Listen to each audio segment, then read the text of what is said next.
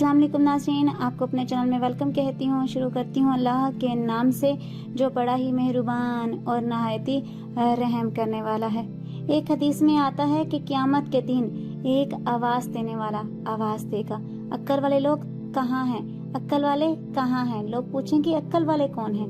जवाब दिया जाएगा वो लोग जो अल्लाह को खड़े बैठे और लेटे याद करते थे और आसमान और ज़मीन की तख्लीक में गौर करते थे और कह उठते थे, खुदाया तूने इनको बेकार नहीं बनाया, तू पाक है, बस इनको जहन्नुम की आग से बचा ले। ये हैं अक्ल वाले जिनका जिक्र उनके अंदर फिक्र पैदा करता है कि यार अब आखिरत के अजाब से बचा ले।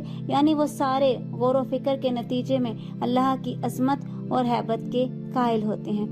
फौरन इनको अपनी आखिरत और अंजाम की फिक्र होने लगती है। हज़रत अबू हुरैरा रज़ी अल्लाह ताला अन्हा से रिवायत है कि एक शख्स छत पर लेटा हुआ था, आसमान और सितारों को देख रहा था।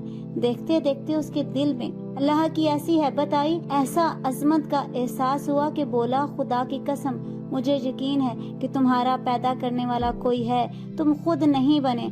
यानी सितारों को देखकर वो कहता है अल्लाह तू मुझे बख्श दे, है अल्लाह तू जो भी है कि तू मुझे बख्श दे।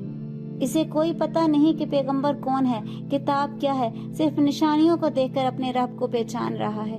क्योंकि वो वाकई अल्लाह की अजमत और हैबत और कुदरत और कमाल को जान लेता है तो उसके दिल में पहला ख्याल यही आता है, या अल्लाह तू मुझे बख्श दे, मुझे माफ कर देना, मैं बहुत छोटी चीज हूँ, बहुत गुनाहगार हूँ। जब कोई अल्लाह की कुदरतों को देखता है तो इसको अपनी कोताहियाँ याद आती हैं, अपना आप हकीर नजर आता है, और जो अल्लाह की कुदरत नहीं देखता इसको अपनी बुराइयाँ, अपने ही आर्ट, अपनी ही जहानतें और अपने ही कमालात इसके जहनों में समाये रहते हैं कि मैं ऐसा भी हूँ और मैं वैसा भी हूँ। ये सारे तकब्बुर नतीजा है इस बात की कि हमने अपने रब को नहीं पाया। सारा ध्यान अपनी तारीफों और अपने ही कमालात की तरफ लगा रहता है।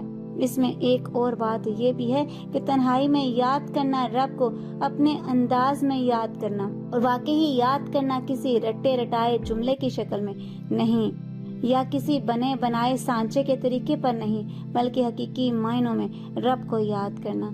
इसलिए एक हदीस में आता है कि जो शख्स तन्हाई में अल्लाह को याद करे वो ऐसा है जैसे अकेला कुफार के मुकाबले में चल दिया हो, यानी दुश्मनों से लड़ने के लिए चल पड़ा हो। यानी इसका मुकाम अजर सवाब के एतबार से इतना बड़ा है। एक और हदीस में आता है 7 आदमी वो हैं जिनको अल्लाह क़यामत के दिन अपने अर्श के साए में जगह देगा, जिस दिन उसके साए के सिवा कोई साया ना होगा। और इनमें से एक शख्स कौन होगा? जो तन्हाई में अल्लाह को याद करे और इसकी आंखों से आंसू बह पड़े। कोई नहीं, इसके पास अकेला है अपने रब को, इस तरह पहचानता है अपने रब से, इतना करीब महसूस करता है कि अपनी कोताहियों पर नजर पड़ते ही रो पड़ता है, या अल्लाह मैं गुनाहगार हूँ, पाक तो सिर्फ तू है, हर अहब और हर खता, हर कमजोरी से पाक सिर्फ तेरी जात है, मुझ में तो बहुत गलतियां हैं, तू मुझे माफ कर दे। इसलिए एक हदीस में आता है, हज़रत आयशा रज़ी अल्लाह ताला अन्हा फरमाती हैं, नबी करीम सल्लल्लाहु अलैहि वसल्लम ने फरमाया, अल्लाह की वो मख्फियात जिसको फरिश्ते भी ना सुन सकें, यानी इतनी गहराइयाँ अल्लाह की याद और अल्लाह की तलब की कि जिसको फरिश्ते भी ना सुन सकें, तो इसका सवाब 70 दर्जा ज्यादा है। ठीक है, जुबान से भी जिक्र करना चाहिए, बुलंद आवाज से भी जिक्र करना चाहिए, लेकिन तन्हाई में कि कोई ना हो, सिर्फ आप हो और आपका रब हो, और वाकई फिर दिल के पूरे तासुर के साथ याद करके रोइए। और हर चीज हर रियाकारी से पाक होती है, क्योंकि जब इंसान अकेला होता है तो हर दिखावे से पाक होता है। वो किसी को दिखाने के लिए नहीं, बल्कि सिर्फ अपने अल्लाह, अपने रब के लिए कर रहा होता है। तो ऐसा नहीं हो सकता जब इंसान सिर्फ रब को पुकारे और वो सुने ना। जब हम अपनी माँ को एक दफा पुकारते हैं तो चाहे माँ कितनी भी नाराज क्यों ना हो, वो जरूर सुनती है। तो अल्लाह तो 70 माओ जितना प्यार करता है, कैसे नहीं सुनेगा। आप एक दफा पुकार के तो देखें। मुझे भी माफ फरमाए और आपकी कोताहियों को भी, मुझे तौबा करने की तौफीक दे और आप लोगों को भी। آج کی اس ویڈیو میں اتنا ہی. اگر آپ کو میری ویڈیو اچھی لگی تو لائک اور شیئر کیجیے گا.